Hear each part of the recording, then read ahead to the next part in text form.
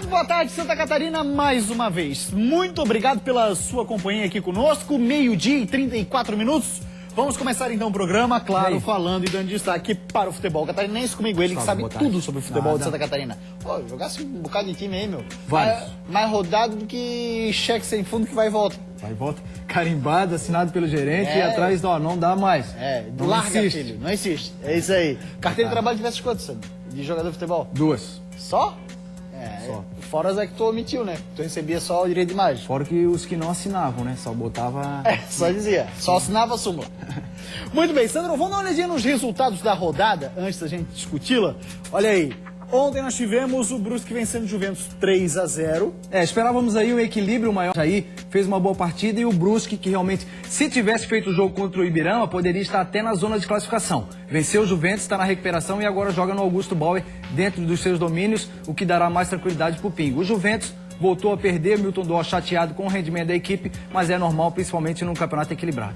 Já tem a matéria de todos os jogos. Atlético de Ibirama em casa, 100% de aproveitamento, um jogo a menos, venceu o Barcílio. Aí confirmando realmente que é muito difícil jogar em Ibirama, conseguiu mais uma vitória e essa projeção do Giovani, venceu os jogos dentro de casa, ele acha que com essas vitórias ele classifica a equipe e o Marcílio não conseguiu realmente fazer uma grande partida, embora tenha até dominado, tenha tido oportunidades, mas o Atlético é muito forte dentro da Baixada, fez os gols, depois ficou fechadinho esperando o Marcílio, que não teve força para reagir, como fez contra o Avaí. E a pontinha do iceberg, né? Fez ali, explodiu uma bomba ontem na ressacada, bomba no sentido figurado, o torcedor perdeu a paciência. A vitória do Jack 2-0, os atacantes do Joinville desencantaram e o Emerson Maria conquistou a primeira vitória no comando do Joinville. Justamente, Gustavo, essa era a lamentação do Emerson Maria, justamente em relação ao seu ataque que não funcionava. Ontem funcionou, Edgar Júnior jogou muito bem, fez o segundo gol, o Alex também fez um belo gol, o Avaí teve dificuldades, o Avaí é um espelho do ano passado, não mudou nada, parece que o Emerson Nunes pegou e falou assim para os jogadores, vou manter o mesmo trabalho do Emerson Maria, não mudou nada, apresenta dificuldade na frente, tem um lateral esquerdo que não está bem na partida, não está bem dentro da competição, o Bocão pela direita um pouquinho mais consistente, a zaga ainda apresenta problemas, sobrecarregando o meio campo, Eduardo Costa correndo igual um louco atrás dos outros e Marquinhos e Kleber Santana, realmente o Avaí ainda é refém desses dois jogadores, o que é muito pouco para o Avaí, pela grandeza que tem o Avaí, não pode realmente ficar refém desses dois jogadores que são responsáveis por decidir todas as situações negativas. E a situação fora de campo lamentável depois do jogo, antes do jogo todo o problema do salário que a gente já acompanhou, jogadores não dando declaração a respeito, nem falando sobre o jogo e depois do jogo, claro, torcedor irritado com a situação, não vendo uma perspectiva de melhora, as coisas não são esclarecidas e um clima muito ruim na ressacada, o que preocupa pro restante da competição e do ano. Muito bem, aí 0-0 nós tivemos Chapecoense e Figueirense lá no Índio Condai, nós temos imagens da rodada, um resumo do que ela foi, a gente vai mostrando e o Sandro vai falando também do Figueirense. Jogo do Figueirense e Chapecoense, bom jogo, tecnicamente não um jogo muito aberto, ofensivo, as duas equipes preocupadas realmente em conseguirem um bom resultado, a Chapecoense ainda mais por se tratar de uma situação complicada hoje, é o lanterna da competição, que é surpresa para todos nós. Agora, o que surpreende, entre aspas, que ano passado já foi assim, é que o Figueirense está numa pegada muito grande, conseguiu o Vinícius implantar um sistema de marcação muito forte, é uma equipe diferente em relação à dinâmica, à pegada. Aí o jogo do Avaí, olha só. Que gol é esse, Sam? Aí o Diego já saiu meia boca, já abriu o braço, onde ele tinha que fechar o ângulo, ele abriu o braço, eu não sei. E o Bruno Maia dentro do gol caiu, não conseguiu cortar. É aquela história, quando a fase é ruim, as coisas realmente tendem para o lado negativo. E aí o lance da Chapecoense, já o Bergson também fez uma boa partida. A Chapecoense teve um maior volume de jogo, maior posse de bola, em virtude da necessidade por jogar dentro de casa. O Figueirense teve alguns problemas na parte ofensiva. Vitor Júnior sentiu um pouco a intensidade da partida, o que é normal pela característica do jogador, mas o Figueirense fez uma partida muito bem aplicada na parte de marcação, muito forte atrás, a dupla de zaga fortíssima, lateral esquerdo Leandro subindo de produção, Marquinhos bem na partida, os volantes também foram bem na partida, sentiu a ausência do Paulo Roberto, que tem muita força, mas o Figueirense está no caminho certo, faz uma boa equipe, uma boa competição e agora tem um jogo difícil também contra o Atlético de Ibirama, vamos ver o que acontece. E ontem, depois da partida entre Avaí e Joinville, o torcedor havaiano revoltado com a campanha do time, não é para menos no campeonato, mas acabou passando os limites. Olha só algumas imagens que nós temos aí de torcedores entrando em confronto com a polícia do lado de fora e também com os seguranças da ressacada na parte interna do estádio. Aí a cavalaria foi utilizada, para afastar e tal. Agora tem o seguinte, né, Sandro? É lamentável essa situação. Por exemplo, cidadão com salário atrasado. Não tô falando nem de jogador, não, mas o segurança, meu, apanha na cara com salário atrasado. Pelo amor de Deus. Funcionários realmente com salário atrasado, ter que enfrentar torcedores, o que não pode acontecer em praça de esporte. É um futebol, é um esporte, não pode ser tratado como uma guerra, como uma situação que leve a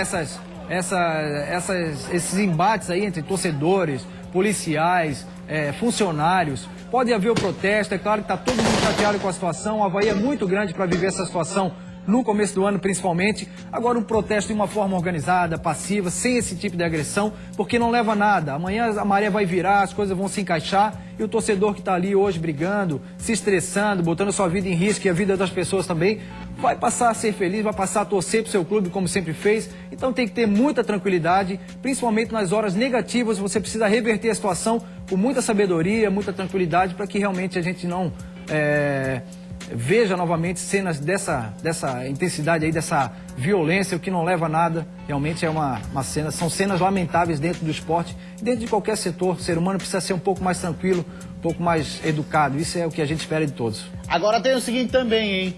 Muitos dirigentes são os culpados disso. Por que eles são os culpados? Muitos deles bancam parte de facções. E aí acabam vivendo esse tipo de situação eles próprios, né? E aí colocam os jogadores, funcionários, todos em risco. Rapaziada, cabeça no lugar, protesto civilizado, porque violência, aquela velha frase, né? Não leva a lugar nenhum. Pelo contrário, foge-se aí, claro, da normalidade e perde-se a razão.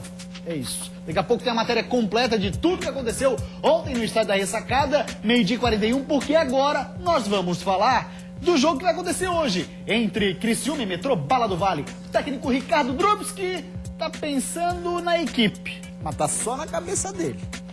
Eu tenho a base da equipe já tenho praticamente a equipe definida, mas só vou divulgar no dia do jogo.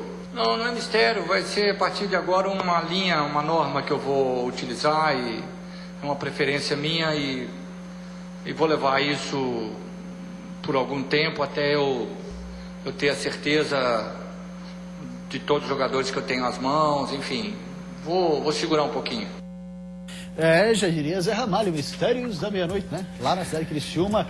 Sandro, daqui a pouco tem informações do Metrô Bala. Adianta alguma coisa o mistério, não? Não, eu acho que não. A equipe trabalhada, ela exercendo aquilo que é pedido durante o treinamento, ela realmente consegue alcançar os objetivos. Não vejo mistério, até porque 45 minutos antes do jogo tem que divulgar e isso aí na beira do campo o treinador realmente arma uma situação. Durante a semana ele treina várias situações de marcação. Então eu acho que o mistério não leva a nada, tem que definir uma equipe. O Criciúma tem uma forte equipe, um forte elenco. Eu acho que não faz a mínima diferença. Metrô Bala do Vale com o companheiro Augusto Itner, da Rádio Nereu Ramos. Boa tarde, Augusto, e as novidades? Olá, Gustavo, boa tarde para você que está ligado no Jogo Aberto. O Metropolitano ansioso para a estreia em casa nesse Campeonato Catarinense. A estreia literalmente em casa, a gente pode dizer assim, nesse Campeonato Catarinense. A torcida já comprando, muitos ingressos antecipados. Só que o técnico Abel Ribeiro, dentro de campo, que não pode se afobar com essa ansiedade da torcida, tem um problema. Ontem o fisioterapeuta do clube, Anderson Tomelin, confirmou a lesão do zagueiro Elton. Ele que foi escolhido como um dos melhores jogadores das 2 primeiras rodadas do Campeonato Catarinense.